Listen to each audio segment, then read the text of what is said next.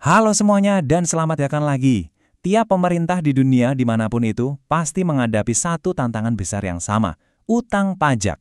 Tapi gimana kalau ternyata ada semacam buku panduan atau katakanlah buku contekan buat jadi lebih jago menanganinya? Nah, hari ini kita bakal bongkar buku itu. Oke, coba deh kita mulai dari pertanyaan ini. Ini bukan masalah sepele loh. Ketika jutaan orang dan perusahaan nunggak pajak, efek dominonya itu besar sekali. Ini tuh masalah yang dialami semua negara. Dari negara yang paling maju sampai yang masih berkembang, mengurus utang pajak itu selalu rumit dan seringkali nggak efisien. Ini makan banyak sumber daya dan ujung-ujungnya bikin kita bertanya-tanya soal keadilan. Nah, ini dia pertanyaan kuncinya. Ini bukan cuma soal gimana caranya dapat uangnya, tapi gimana melakukannya dengan cara yang cerdas, adil, dan yang paling penting, benar-benar berhasil. Untungnya, ada kerangka kerja yang bisa jadi panduan. Pertama, kita coba lihat dulu masalahnya. Anggap aja ini kayak tagihan yang belum dibayar, tapi skalanya nasional. Saking besarnya, cara-cara tradisional aja udah nggak cukup lagi. Artinya, kita butuh pendekatan yang benar-benar baru. Dan disinilah pendekatan baru itu masuk dalam bentuk sebuah panduan. Anggap saja ini semacam playbook buat pemerintah biar bisa naik level dalam strategi penagihan pajaknya. Nama resminya adalah Model Kematangan Manajemen Utang Pajak dari OECD. Nah, yang keren dari model ini tuh tujuannya, ini bukan ujian buat ngasih nilai jelek, tapi lebih kayak cermin. Alat buat lembaga pajak ngaca dan nanya, oke, kita sekarang ada di mana ya? Dan gimana caranya biar kita bisa lebih baik lagi? Jadi, model ini bukan cuma daftar checklist biasa, ini lebih kayak peta perjalanan. Peta ini nunjukin evolusi dari yang tadinya cuma bisa bereaksi setelah ada utang, sampai akhirnya bisa memprediksi dan bahkan mencegah utang itu terjadi. Perjalanan ini dibagi jadi 5 level yang jelas. Ini dia kelima levelnya, mulai dari berkembang, di mana sistemnya masih sangat dasar.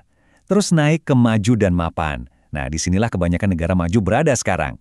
Lalu ada terdepan, yang udah pakai praktek-praktek terbaik saat ini, dan yang paling puncak, aspirasional, yang udah mikirin masa depan. Tiap level ini tuh lompatan besar loh kemampuannya. Biar kebayang bedanya, kita bandingin aja yang paling ekstrem.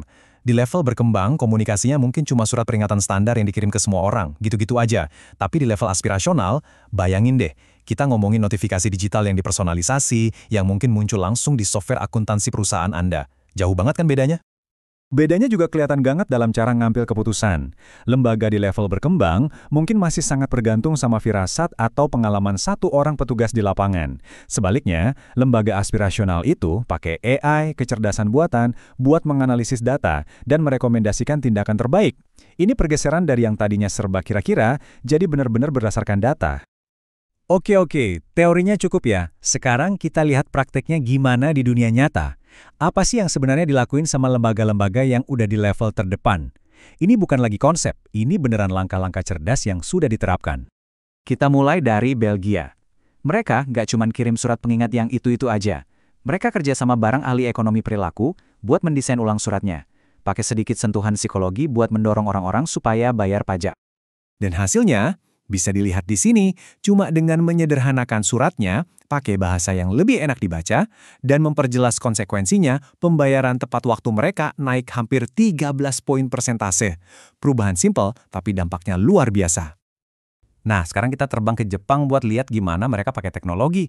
Mereka sadar kalau nelponin orang secara acak itu buang-buang waktu. Jadi mereka pakai AI buat analisis data dan prediksi kapan sih waktu terbaik buat nelpon si A, si B, atau si C. Dan hasilnya terukur. Tingkat respons panggilannya naik 8,6%. Angkanya mungkin kelihatan kecil, tapi artinya besar banget. Para staf jadi lebih sedikit menghabiskan waktu nelpon ke nomor yang nggak diangkat, dan lebih banyak waktu ngobrol sama orang yang tepat di waktu yang tepat. Lebih efisien buat pemerintah, dan nggak terlalu ganggu buat masyarakat. Jadi, kita udah lihat contoh-contoh kelas dunia dari Belgia dan Jepang. Ini pasti bikin kita penasaran kan? Terus, kebanyakan negara lain posisinya di mana ya di perjalanan ini? Yuk kita lihat gambaran globalnya. Nah, buat ngejawab itu, kita bisa lihat data dari studi percontohan OECD. Ada 36 lembaga pajak dari seluruh dunia yang ikut serta, masing-masing menilai dirinya sendiri pakai model ini. Angka ini penting, karena ini pertama kalinya kita dapat gambaran global yang cukup solid. Dan inilah jawabannya. Rata-rata global itu ada di level 3, mapan. Artinya, kebanyakan lembaga pajak itu udah kompeten, sistemnya udah jalan. Tapi, ini juga berarti masih ada ruang yang sangat besar buat tumbuh, buat naik ke level terdepan dan aspirasional. Tapi ceritanya nggak sesimpel itu. Coba lihat ini penting banget. Performa tiap negara itu nggak seragam. Sebuah negara bisa aja udah terdepan soal komunikasi digitalnya, tapi ternyata masih di level maju kalau urusan kerjasama penagihan lintas negara. Nah, model ini bantu banget buat nunjukin di mana kekuatannya dan di mana kelemahannya. Oke, kita udah ngomongin strategi pemerintah, data global, model yang kompleks, mungkin kedengarannya agak jauh ya dari kita. Jadi sekarang kita tarik ke hal yang paling mendasar. Emangnya kenapa ini semua penting buat Anda dan saya? Apa urusannya sama kehidupan kita sehari-hari? Karena penagihan pajak yang lebih cerdas itu bukan cuma soal efisiensi, ini soal keadilan, biar semua orang bayar bagiannya secara adil. Ini soal mengurangi stres buat orang-orang jujur yang mungkin lagi kesulitan keuangan dengan nawarin solusi yang lebih fleksibel. Dan pada akhirnya, ini berarti pendanaan yang lebih stabil buat sekolah, rumah sakit, dan jalanan kita. Plus, ngebangun kepercayaan kita sama pemerintah. Kutipan ini benar-benar ngerangkum inti perubahannya.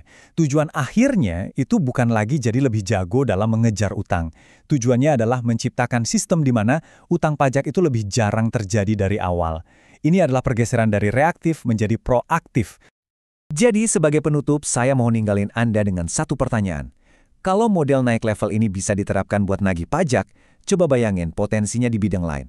Pelayanan kesehatan, pendidikan, transportasi.